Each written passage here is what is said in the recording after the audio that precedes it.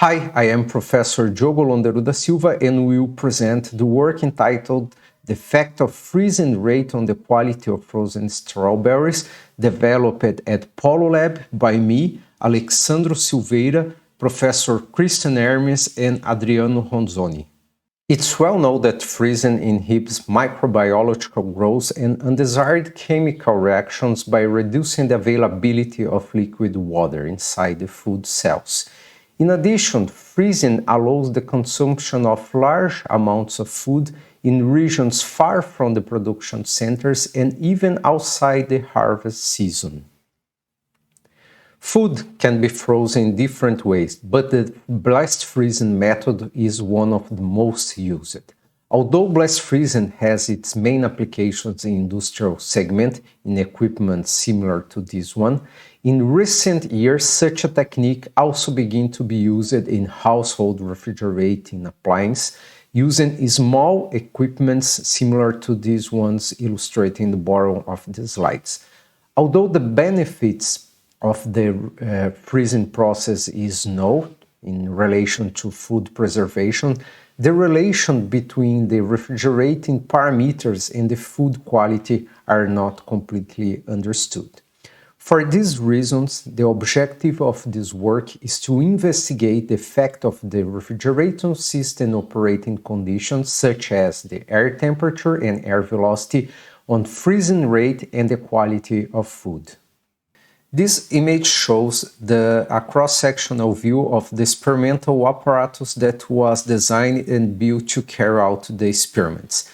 It was equipped with two PID controllers that were able to control the air velocity and the air temperature inside the test sections of the experimental apparatus that is represented by this E-ladder here.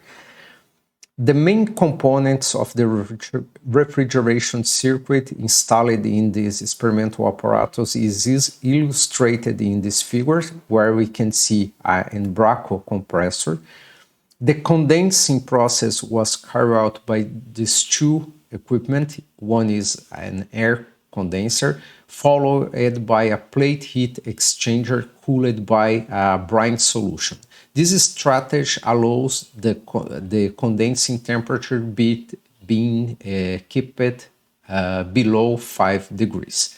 The expansion process was carried out by a micrometric valve, followed by a capillary tube, and here we have the evaporator that was used to cool the air. Here we have an internal heat exchanger between the capillary tube and the suction line used to protect the compressor against liquid compression.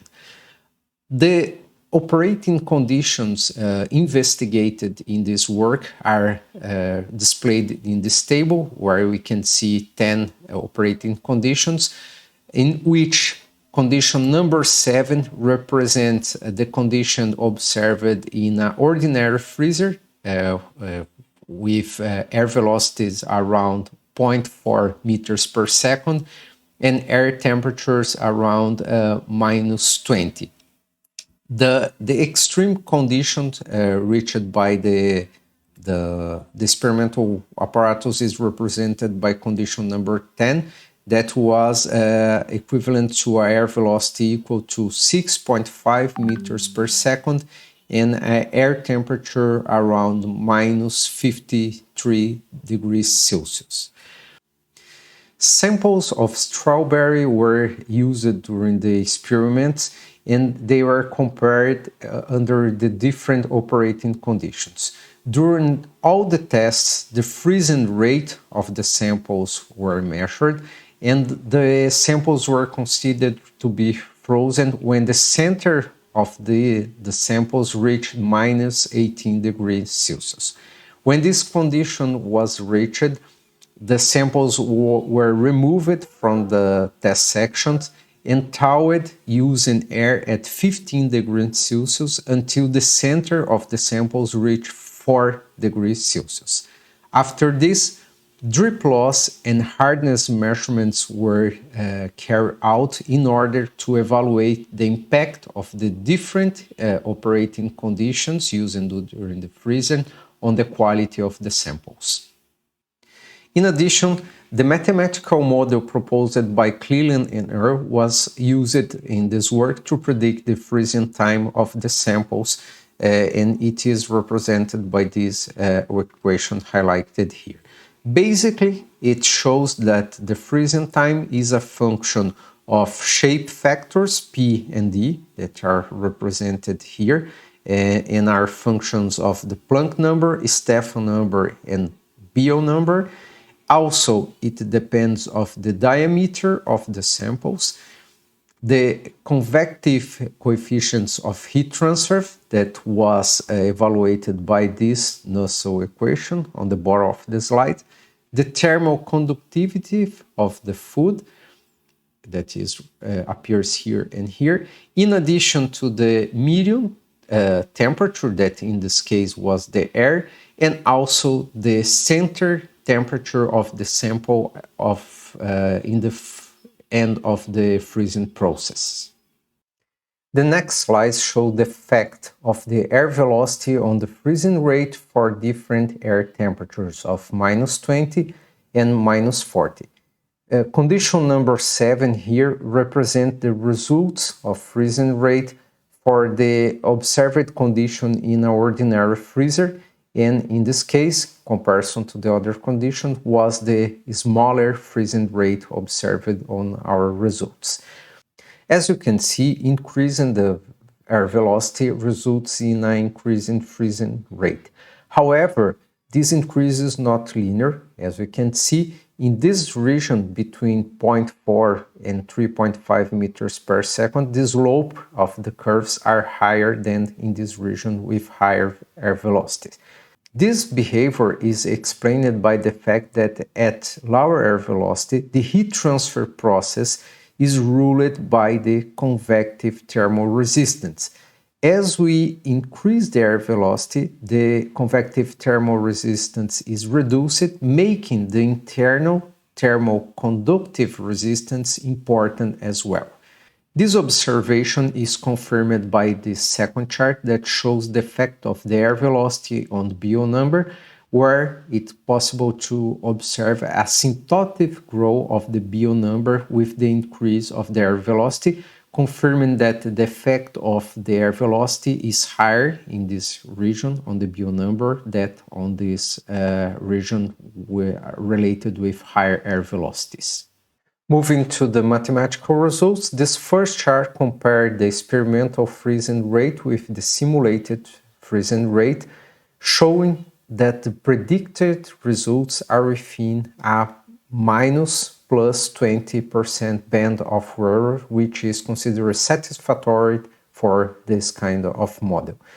After the model being compared with the experimental results, it was used to predict the freezing time under different conditions, considering air temperatures between -20 and -60 degrees Celsius, and different air velocities represented by the Biot number. In this case, increasing the Biot number represents increase in the air velocity.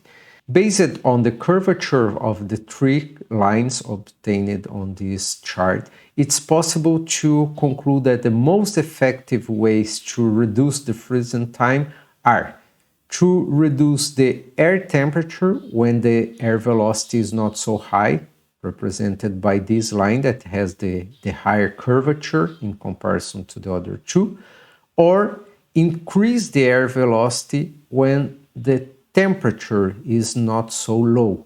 That, as you can see, when we compare these three lines here, they have the higher curvature in this region, and this curvature is reduced when we reach lower air temperatures.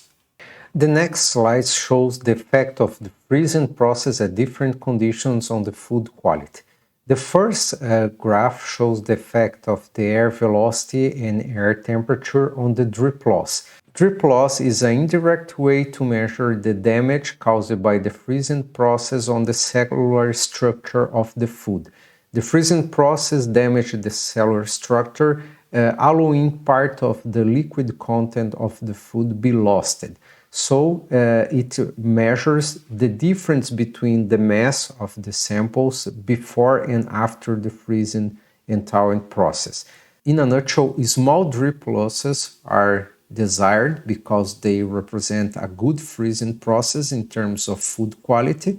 On the other hand, large drip losses represent large cellular damage caused by the freezing process. As we can see, the worst result was obtained at lower air velocity and higher air temperature, around minus 20, that is related to our ordinary freezer. On the other hand, the best results were obtained with higher air velocities and lower air temperatures. However, if we compare the results obtained at minus 40 at 3.5 meters per second and 6.5 meters per second, we can see that there are no visual benefits here because the results, the difference between these two results are inside the experimental uncertainties. However, if we compare the best results that are considering drip loss lower than 1% observed here, and in comparison to the ordinary freezer, we have a reduction of 7 times on the drip loss that is considered significant and was confirmed by a statistical value. In addition, the quality of the samples were also measured using hardness test. The hardness quantifies the human sensory experience when chewing food. On this graph, on the right, we have the results of in natura samples of the strawberry, that is around 3,500, in comparison to the results obtained after the samples being frozen and thawed at different conditions. When we compare the ordinary freezer condition that we have here on the left, that was lower than 1,000 gram force, we observe that changing the freezing process from this condition to the fastest freezing rate obtained with the experimental apparatus, it was observed an increase of 73% of the sample's hardness, indicating that the increase in the freezing rate moved the quality of the strawberries, frozen strawberries, closer to the in natura counterpart. Finally, the database was used to correlate the drip loss with the air velocity and the air temperature, revealing a asymptotic reduction in the drip loss with the increase in the air velocity or the reduction of the air temperature.